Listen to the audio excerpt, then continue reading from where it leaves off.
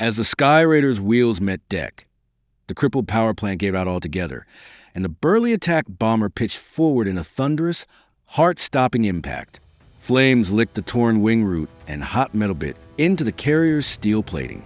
Ensign Denzel Leland Crist of VA-115, staggering from the cockpit, bore first and second-degree burns across his face, a testament to the price paid for a warrior's grit. His courage forged in the crucible of that fierce, fiery touchdown. On December 1st, 1950, above the unforgiving expanse of the Chosin Reservoir, enemy flak tore into Crist's trusted Skyraider, leaving jagged scars, moments before he coaxed the crippled plane home toward the USS Philippine Sea.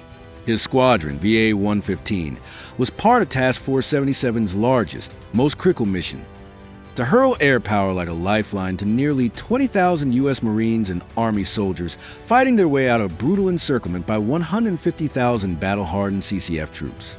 Despite bitter cold, steep casualties, and formidable odds, the 1st Marine Division and the U.S. Army's 31st Regimental Combat Team held fast, and on this day, finally began to break through.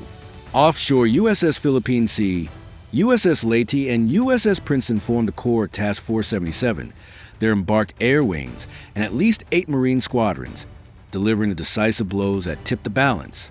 Carrier-based planes relentlessly struck Chinese strongpoints along the main supply routes, shattering ambushes in narrow mountain defile and icy ridgelines, while flying astonishing 150 to 230 daily sorties to blanket withdrawing UN columns with low-level strafing and bombing under the exacting direction of forward air controllers.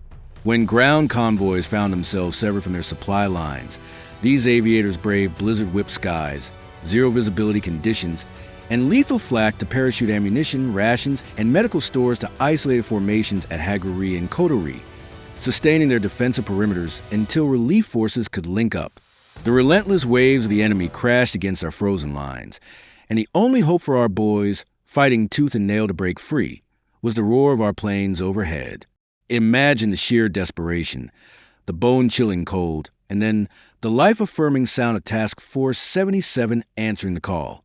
These weren't just machines in the sky.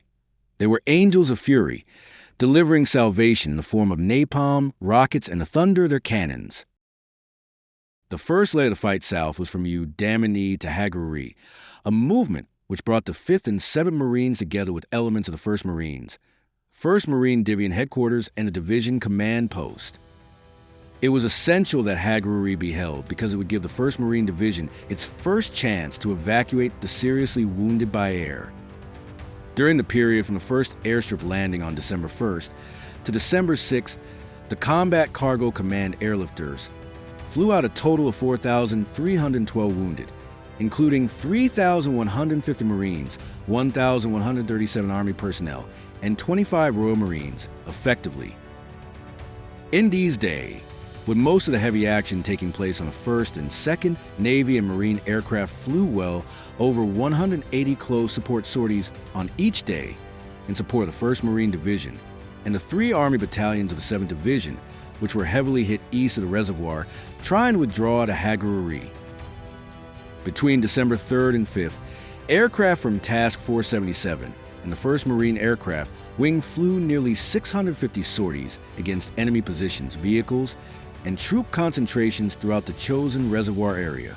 But on December 6th, they resumed their primary role over the division as the second leg, Hagaru-ri to Cotto-ri, began. By evening of December 7th, the division rear guard was inside the perimeter of the 2nd Battalion, 1st Marine Regiment at Cotto-ri. For the 2 days, the 1st Marine Air Wing aircraft flew a total of 230 sorties in support of the 10th Corps withdrawal, with 60% in support of the division. Most of the remainder was flown in support of other units in the column. In addition, the 10th Corps was supported by 245 sorties from Task Force 77 and 83 sorties from the 5th Air Force. The Navy sorties were almost entirely close support, and the Air Force mostly supply drops. With just one more leg to go, the move was almost completed, but the third leg, Cotto-ri to Chinhangani, was tough to contemplate. It involved the hazardous passage of a precipitous defile called Fun Chi Lin Pass, plus a blown bridge just 3 miles from Cotto-ri that had to be made passable. The test drop of a bridge section at Yanpa, revision of parachutes and rigging, and the successful drops of the necessary material at Cotto-ri area. The night of December 8th saw the end of the weather problem, and the clear skies and good visibility promised the entire day of December 9th. From the break of day, there was complete air coverage over the main supply route. The installation of the bridge was covered, and, when it was in place, the column began its move down to Chin-hung-in-i on the plain below. The truck movement from Chin-hung-in-i to Hungnam began early in the morning of December 11th. By early afternoon, the last unit cleared the town, and the curtain dropped on one of the military classics of all time. Exceptional air-ground coordination, made possible by embedding forward air control teams on the ice and staging carriers mere miles offshore, minimized response times and virtually eliminated friendly fire. And despite sub-zero temperatures, swirling snow squalls and battering winds that grounded lesser forces, Task Force 77's crews maintained their operational tempo, delivering the decisive aerial umbrella that finally cracked the Chinese encirclement and enabled the Chosin Reservoir breakout.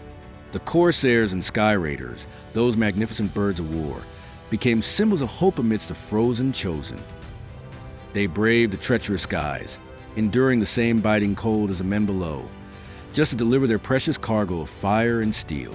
It was a testament to the unwavering commitment of the Navy and Marine Corps to leave no man behind. This air support wasn't just a strategy.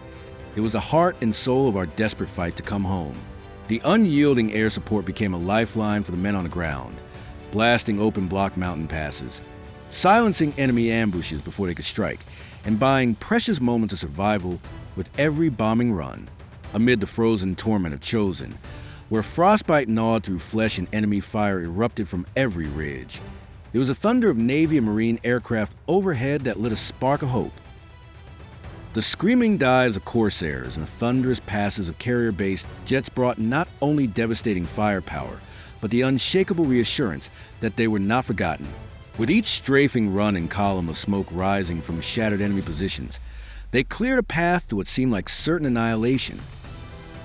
And finally, after days of brutal fighting and inching forward under constant fire, the Marines and the Army broke out, bloodied, frostbitten, but unbowed, carrying their wounded, their fallen, and their honor with them.